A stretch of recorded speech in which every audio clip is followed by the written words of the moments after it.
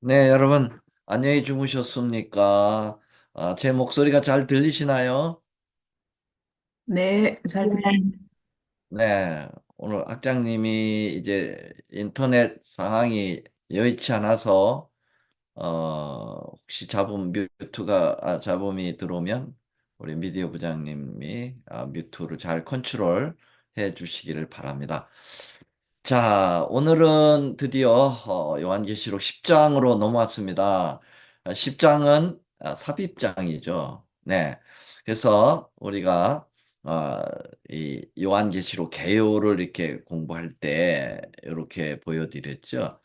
자, 어디에 위치해 있을까요? 지금요. 네. 여기에 위치해 있습니다. 네, 재림운동이죠. 네, 이렇게 삽입장이 중간중간 들어간다고 하는 거 여러 번 말씀드렸고요. 일곱 나팔 기별이 진행되는 가운데 중간에 삽입장으로 들어간 것이 10장입니다. 그러니까 여섯째 나팔이 이제 9장으로 끝나고요. 그리고 일곱째 나팔이 11장 하반부에 나와요. 그래서 그 사이에 10장서부터 11장 상중까지는 이 삽입장으로 보아야 합니다. 그래서 특별히 이제 10장 부분이 이제 재림운동이 나오고요. 11장에는 이제 프랑스 혁명에 대해서 나오고 있습니다. 자, 여러분들이 이제 감을 좀 잡기 위해서 이 시대적인 그런 구분할 수 있는 도표를 하나 좀 보여드리려고 합니다. 자, 여기 보면은요, 이렇게 역사적인 순서들이 나와 있습니다. 특별히 여기 1775년에 리스본의 지진은 이제 종말 사건으로 가는 아주 중요한 그러한 한 사건이 되는 거죠. 여섯째 인을 떼실 때 우리가 일곱 인을 공부했을 때 여섯째 인을 떼실 때 큰 지진이 나며 그렇게 시작했는데 그게 리스본의 대지진이었죠. 1775년입니다. 그리고 그 지진 후에 해가 총당같이 어두워지고 달이 빛을 내지 않고 별들이 무화과 나무의 과일, 선과일처럼 떨어졌다라는 표현이 있잖아요. 그게 이제 1780년에 해, 달에 암흑일이 왔고요. 그 다음에 1789년에 프랑스 혁명이 일어납니다. 이 1789에서 89를 거꾸로 하면 98이 되죠. 바꿔요. 그러면은 1798년은 교황권의 몰락이 옵니다. 한때 두때 반대의 그 로마 교황권의 전성기가 1798년에 끝나는 거죠. 자, 그리고 1804년에 영국 성서 공회가 발족이 되면서 그동안 묶였던 성경이 에, 보급이 되는 위대한 역사가 일어나기 시작합니다. 그래서 이 성서 공예는 점점 영국으로부터 시작해서 번져 나가서 미국에까지 이제 오게 되고 1816년에는 미국 성서 공예가 발족이 됩니다. 각 나라마다 성서 공예가 발족이 되죠. 그런 가운데에서 이렇게 성경이 더 확실하게 보급이 되니까 사람들의 손에 성경이 주어지게 되고 성경을 읽어지게 되면서 자연스럽게 성경 연구열이 곳곳에서 일어나게 되는데요. 그런 과정을 통해서 미국에서는 재림 운동이 이제 시작이 되고요. 특별히 또 남미라든지 또 북아프리카라든지 유럽 전 지역에서 동시다발적으로 이 성경의 연구가 재림 운동으로 이제 번져나가게 되는 역사가 1831년부터 있게 되고요. 그리고 그 재림운동 사이에 여섯째 인에서 나타나는 낙성일, 별이 떨어지는 사건이 1833년에 있게 되고요. 그리고 우리가 일곱 나팔 중에서 그 다섯째 나팔 그리고 여섯째 나팔에 나오는 오토만 토이기국이 결국은 이제 몰락하게 됩니다. 그래서 연월 일시에 이르러라는 예언을 어제 공부했잖아요. 그래서 그것이 1840년 8월 11일에 토이기국이 몰락하면서 예언이 성취가 되게 되죠. 그리고 1844년에 2300주에 마치는 재림전 심판이 시작되는 이제 일련의 이러한 역사적 사건의 진행도를 가늠하시고 우리 10장을 공부하게 되는 것입니다. 자, 그러면 우리 10장을 열어보겠습니다. 본문 10장 1절로 3절에 있는 말씀 우리 함께 좀 읽어보겠는데요. 뮤트를 푸시고 어느 분 한 분 좀 읽어주시면 고맙겠습니다. 계시록 10장 1절로 3절입니다. 내가 또 보니 힘센 다른 천사가 구름을 입고 하늘에서 내려오는데 그 머리 위에 무지개가 있고 그 얼굴은 해 같고 그 발은 불기둥 같으며 그 손에 펴놓인 작은 책을 들고 그 오른발은 바다를 밟고 왼발은 땅을 밟고 사자의 부르짖는 것 같이 큰 소리로 외치니 외칠 때에 일곱 우레가 그 소리를 발하더라. 아멘. 네, 감사합니다. 여기 보니까 1절에 보니까 내가 또 보니 힘센 다른 천사가 그렇게 나와 있어요. 지금 일곱 나팔이 계속 부러지고 있잖아요. 우리가 여섯째 나팔까지 공부했잖아요. 근데 그 여섯째 나팔을 부는 존재를 천사로 얘기했어요. 그래서 첫째 천사가 나팔을 부니, 둘째 천사가 나팔을 부니, 이렇게 천사가 그 나팔을 부는 것을 통하여 기별이 증거되는 그러한 예언의 말씀을 주시고 계시잖아요. 근데 여기에서는 10장 1절에는 내가 또 보니 힘센 다른 천사라고 얘기했어요. difference angel이에요. 그래서 이 천사는 이 일곱 나팔을 부는 천사하고는 좀 다른 유형의 천사로 표현되고 있는데요. 여러분, 우리가 계시록을 보면은 이 천사를 통해서 기별이 다양하게 주어지는 모습을 보게 돼요. 우리가 지금까지 공부하는 일곱 인을 치는 인치는 계시록 7장에 해 돋는 데로부터 올라와서 14만 4천인에게 인을 치는 것도 천사로 표현되어 있고요. 그 다음에 지금 공부하고 있는 작은 책을 들고 크게 외치는 힘센 천사, 여기도 천사로 언급이 되어 있고요. 이제 우리가 계시록 14장을 공부하면은 세 천사의 기별 공부하잖아요. 그 세 천사죠. 거기도 천사로 표현되어 있어요. 그리고 계시록 18장에 보면은 아주 영광으로 땅이 확 하나여지면서 정말 엄청난 힘을 가지고 마지막 외치는 바벨론에서부터 내 백성아 나와라 하면서 외치는 그 또 천사의 외침이 또 나옵니다.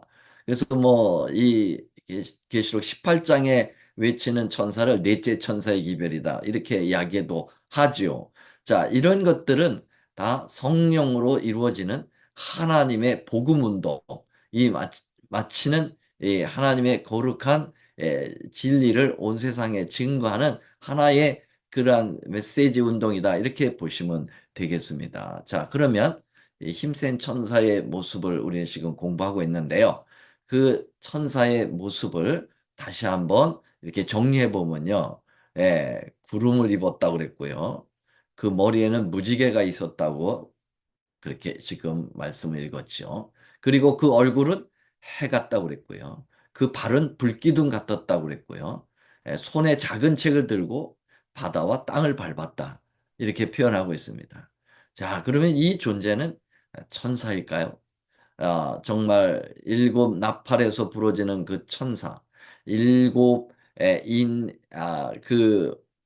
인치는 천사의 그러한 유형의 천사일까요? 그렇다면 다른 천사라는 표현을 하지 않죠. 이 다른 천사라고 했기 때문에 그리고 지금 이 힘센 천사의 모습을 이렇게 정리한 것으로 보면은 이 정리된 것을 보면은 이것은 예수님의 모습이 틀림없습니다. 자, 그래서 여기 SDABC라는 것은 Seventh Adventist Bible Commentary라는 거예요. 제7안식의 수재림교 성경 주석 제7권 971쪽에는 이것을 이렇게 해석했습니다. 요한을 가르친 요한을 가르친 힘센 천사는 예수 그리스도이다. 그의 오른발은 바다에, 왼발은 육지에 둔 것은 사단과 싸우는 대쟁투의 마지막 장면에서 그의 활동 범위를 보여주는 것이다. 이와 같은 자세는 온 땅을 지배하시는 그의 최상권과 위엄을 나타내는 것이다. 이렇게 이제 표현함으로써 이 천사가 바로 예수 그리스도라고 본교의 주석은 이야기하고 있습니다. 자, 그래서 이 장면을 정말 예수님이라고 우리가 볼 수 있을까를 하나씩 성경적으로 또 가끔 예언의 신적으로 증거해 보이도록 하겠습니다. 자, 먼저 이 힘센 천사가 구름을 옷 입었다고 했습니다. 구름을 입었다 했습니다. 그러니까 이 힘센 천사는 구름과 상당 관계가 있다고 보는 것이죠. 이게 이제 예수님이라고 하면 예수님이 구름과 관계가 있습니까? 관계가 많죠. 자, 여기 다니엘 7장 13절 우리 공부했죠? 내가 또 밤 이상 중에 보았는데 인자 같은 이가 하늘 구름을 타고 와서 옛적부터 항상 계신 자에게 나왔다 그랬어요. 이 재림전 심판, 조사 심판이 벌어지고 있는데요. 이때 구름을 타고 이 땅으로 오시지 않고 법정으로 나가시는 예수님의 모습. 그래서 예수님께서는 이게 교통수단을 구름을 사용하신다는 사실이 있죠. 예.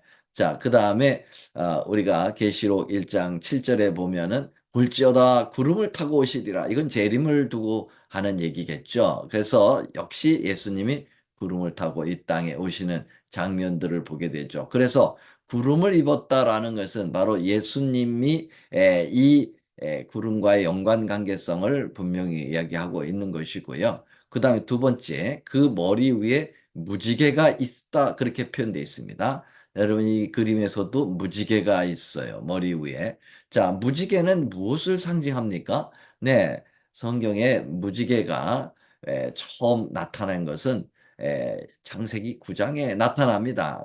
창세기 9장에 노아 홍수가 마치고 하나님께서 다시는 물로 그 심판하지 않겠다라고 하는 것을 그 약속해 주시죠.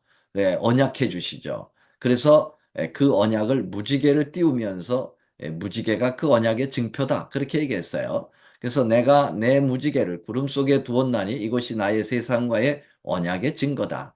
9장 16절에도 무지개가 구름 사이에 있으리니 내가 보고 한나 하나님과 땅에 무르 혈기 있는 모든 생물 사이에 된 영원한 언약을 기억하리라. 그래서 무지개가 영원한 언약이라는 것입니다. 그럼 영원한 언약을 체결할 수 있는 존재는 누굽니까?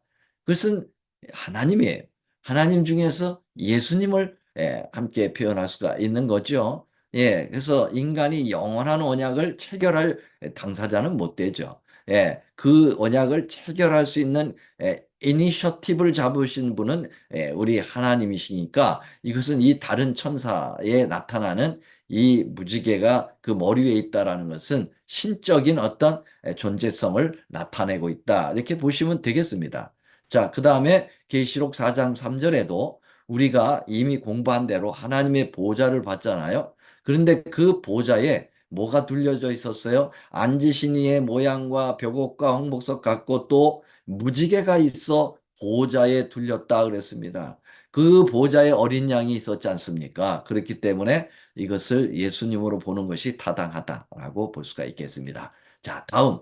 이것은 이제 교육이라고 하는 예언의 신 115쪽에도 이 부분을 이렇게 얘기합니다. 하늘의 빛의 아치를 걸어놓고 있는 무지개는 하나님과 땅에 무르 혈기 있는 모든 생물 사이에 된 영원한 언약의 표다. 그렇게 표현하고 있네요. 자, 다음입니다. 이번에는 그 얼굴로 갑니다. 그 얼굴, 그 힘센 천사의 얼굴은 해가 딱 그랬습니다. 해같이 밝게 빛났다 그랬습니다. 예, 하나의 영광이죠. 예, 영광의 빛을 보게 되는데요. 여러분, 우리가 계시록 1장 예수님께서 일곱 촛대 사이로 거니시는 모습을 쫙 정나라에게 표현한 것을 공부했죠. 자, 계시록 1장 16절을 보겠습니다. 그 오른손에 일곱 별이 있고 일곱 입에서 좌우에 날성검이 나오고 그 얼굴은 해가 힘있게 비추는 것 같더라. 동일한 표현이죠? 네, 이미 계시록 1장에서 우리가 공부했습니다. 아, 그 얼굴이 같이 빛나는 존재, 일곱 뼈를 가지고 좌우의 날성검을 가진 그 존재가 바로 예수님 자신이라고 분명하게 계시록 1장에서 공부했다면 여러분 계시록 10장에 나오는 이 얼굴이 해 같은 힘센 천사, 다른 천사는 예수님으로 봐야 되지 않느냐라는 것입니다. 자, 다음입니다. 복음 사역자에 보면은 이 부분을 바로 예수님으로 표현할 수 있는 부분을 이렇게 표현했습니다. 하나님께서는 그분의 태양을 의로운 자와 불의한 자에게 비추도록 하신다. 이 태양은 세상의 빛으로서 빛을 비추시며 가난한 자와 부자와 모두에게 음양으로 그분의 축복과 자비를 베푸시는 의의 태양 그리스도를 대표한다. 그렇게 표현하고 있습니다. 그래서 여러분 우리가 마태복음 8장 12절인가요? 보면은 나는 세상의 빛이요라고 주님께서 말씀하셨고 그 빛을 우리가 반사하기를 원하셔서 너희도 세상의 빛과 소금이 되라고 말씀하셨죠. 자, 그 다음에 네 번째일까요? 자, 그 발은 불기둥 같다고 그랬습니다. 예.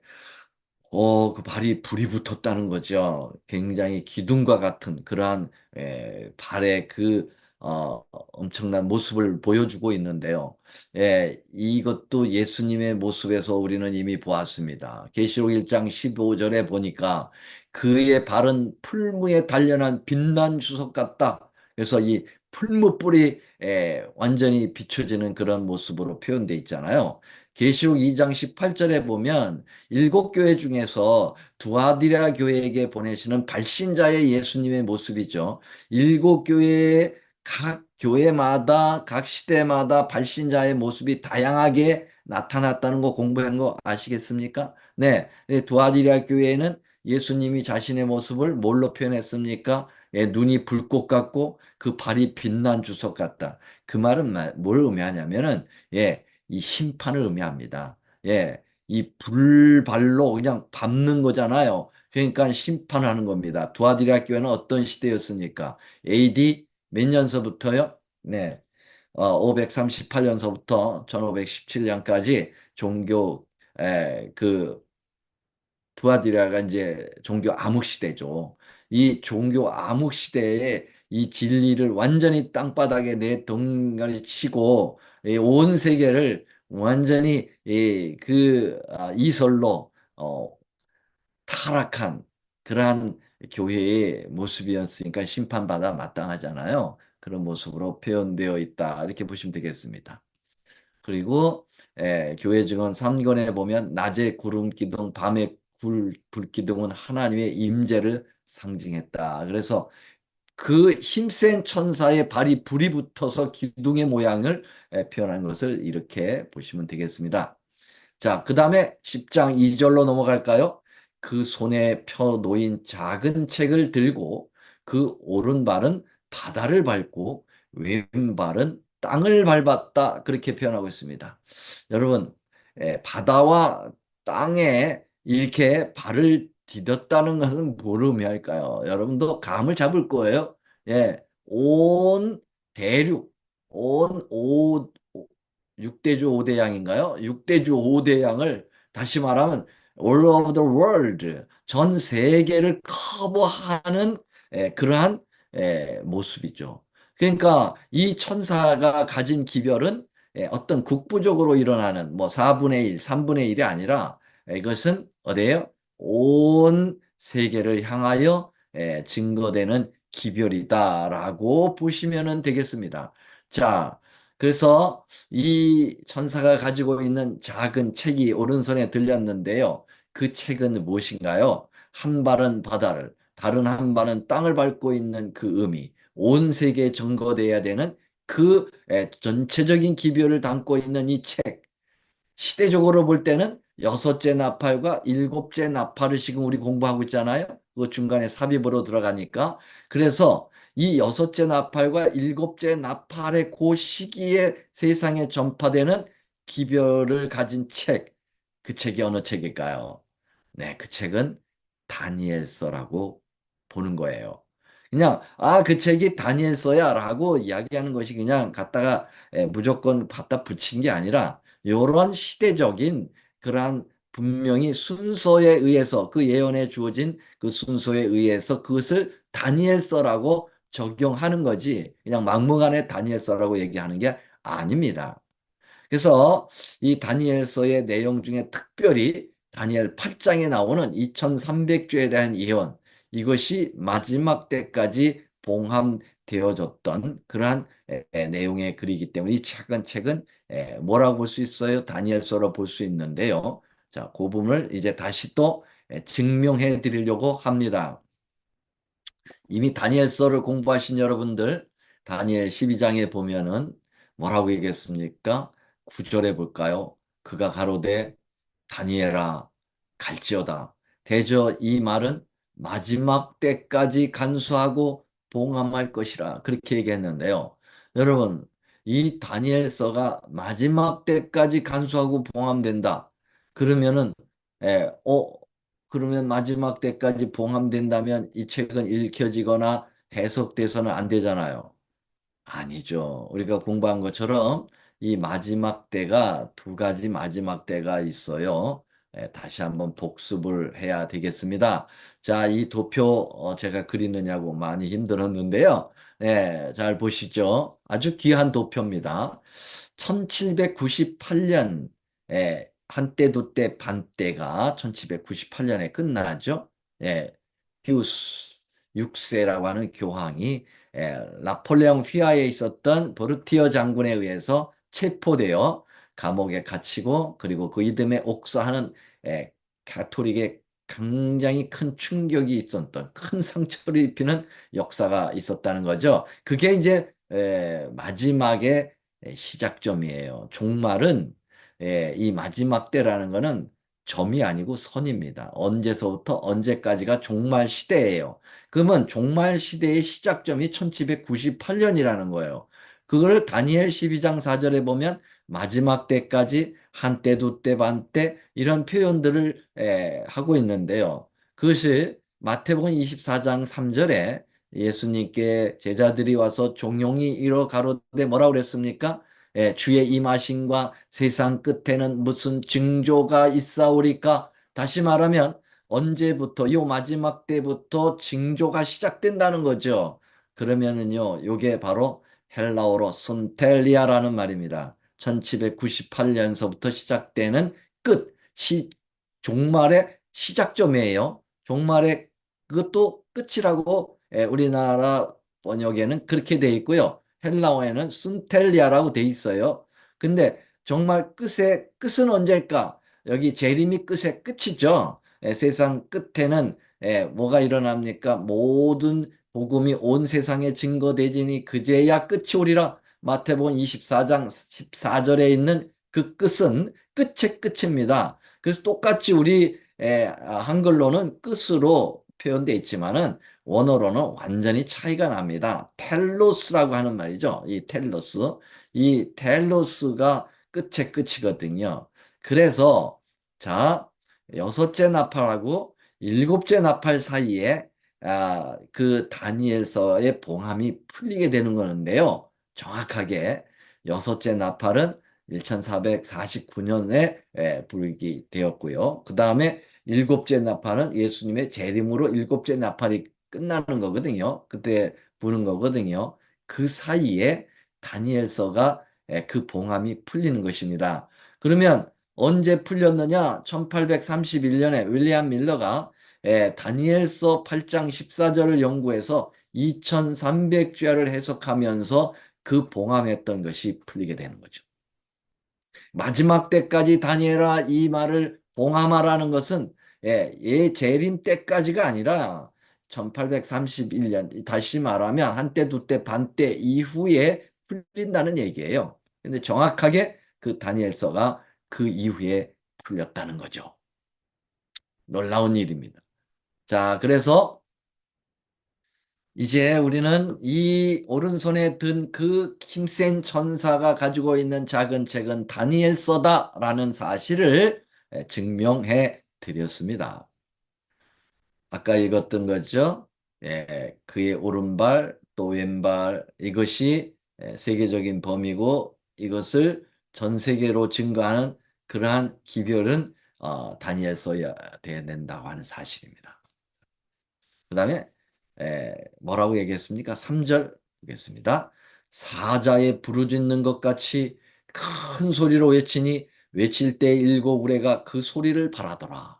여러분 이 힘센 천사가 그 힘센 목소리를 가지고 땅과 바다를 밟고 온 세계를 향하여 사자가 부르짖는 것 같이 큰 소리로 외친다. 예, 사자의 어르릉 하는 소리가 얼마나 장엄합니까?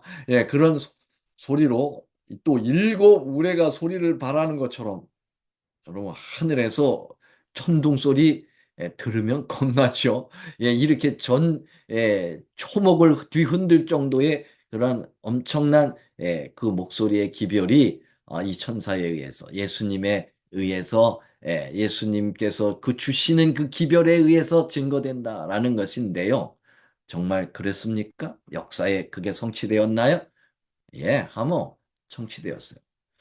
그래서 바다와 땅, 온 세상의 신구 대륙을 다 초월한 이 세상을 향하여 영국과 미국 성서 공회가 발족한 성경 연구 끝에 19세기 초에 세계적인 재림 운동이 일어나서 세계를 향하여 복음이 증거된 것을 이렇게 표현한 것입니다. 뭘 연구했어요? 예, 다니엘서 작은 책을 연구하면서 나타나는 그러한 위대한 재림운동의 무브먼트, 이 운명의 운동이라고 하죠. 데스티니 무브먼트의 이 엄청난 운동이 일어나게 되는데요. 자, 그걸 잠깐 소개해 드려 볼까요? 여러분, 미국에서만 일어난 게 아니고, 중동에서 조셉 울프라고 하는 사람이 다니엘서를 연구해서 1821년서부터 1845년까지 그렇다고 보면 윌리엄 밀러보다 먼저 이 다니엘서를 연구했네요. 1821년이니까요. 물론 윌리엄 밀러는 1818년서부터 연구했고 증거한 것은 31년부터인데요. 요셉 볼프는 21년, 10년 전부터 벌써 재림 운동을 일으켰다고 볼 수가 있겠습니다. 그래서 아프리카, 이집트, 아비시니아, 팔레스틴, 시리아, 페르시아, 인도, 미국까지 왔어요. 그래서 미국 워싱턴에 가서 의회에서 설교도 했다고 하는 기록이 남아 있습니다. 대단하죠? 조셉 울프. 그 다음에 남미로 갈까요? 남미의 라쿤자라고 하는 신부는 그보다 더 먼저 다니엘서를 연구하기 시작했다고 하고요. 그 증거하기 시작한 것은 그 영향을 받아서 그 이후에 증거됐는데요. 신부가 어떻게 다니엘서를 연구했을까요? 놀라운 일입니다. 각시대 대쟁투를 보면은요, 이 장면들이 다 나와요.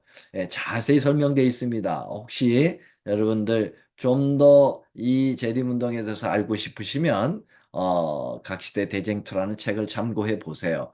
근데 이 람미엘 라쿤자 신부는요, 성경을 연구하다가 정말 예수님의 재림을 깨닫게 되었어요. 그래서 이걸 증거하니까 그 신부니까 이거에 대해서 교회 로마 법안권이 시비를 겁니다. 야, 그런 걸 왜 여기 얘기하느냐. 그래서 이 라쿤자는 이름을 살짝 바꿔가지고 다른 이름으로 해가지고 말이죠. 이 책을 내놓고 이게 이제 유럽으로 들어가서 온 유럽을 뒤흔들게 되는 그러한 빌미를 마련해 준 것이죠. 자, 영국으로 갈까요? 영국의 에드워드 어빙이라고 하는 목사는 700명의 성공의 목사들을 데리고 그 재림 소식을 연구하고 증거했다는 사실입니다. 그 다음에 독일로 갈까요? 독일의 벵겔이라고 하는 또 학자는 또 재림을 또 증거하는 그러한 그래서 독일, 러시아, 프랑스, 스위스, 스칸디나비아까지 재림을 증거했던 사람입니다. 그래서 이 영향으로 스칸디나비아 반도에서는 그 어린아이들이 그 증거를 왜냐하면 어른들은 이것을 못하도록 캐토릭이 막았기 때문에 이 어린아이들이 이것을 기별할 증거한 그 놀라운 역사가 나옵니다. 이런 과정 가운데 미국에서는 정말 본격적인 재림운동을 일으켰는데요. 그것이 바로 누굽니까? 침례교회 목사인 침례교회의 그 평신도죠. 윌리엄 밀러가 700명의 목사들과 함께 10만의 재림 신도로 미국 전체를 뒤흔드는 재림 운동이 일어난 것입니다. 그래서 그것을 우리는 그 힘센 천사가 사자의 우는 소리로 울리고 우리의 그런 강력한 소리로 증거했다고 하는 그 예언이 적중되었다, 성취되었다라고 보시면 되겠습니다. 자, 오늘은 여기까지 공부하겠습니다. 내일은 4절부터 공부하겠습니다. 다 같이 머리 숙여 기도합니다. 하늘에 계시는 우리 하나님 아버지, 오늘 재림 운동에 관한 계시록 10장의 공부를 하면서 우리에게 이런 힘찬 기별이 있다는 것 감사합니다. 아버지여, 우리도 이 기별을 마치 이 힘센 천사이신 예수님께서 복음을 이렇게 나타내시는 것처럼, 우리에게 그런 힘을 주시는 것처럼 우리도 이 기별 끝까지 증거하다가 주님 재림 맞도록 도와주시옵소서. 예수님의 이름으로 간절히 기도드립니다. 아멘.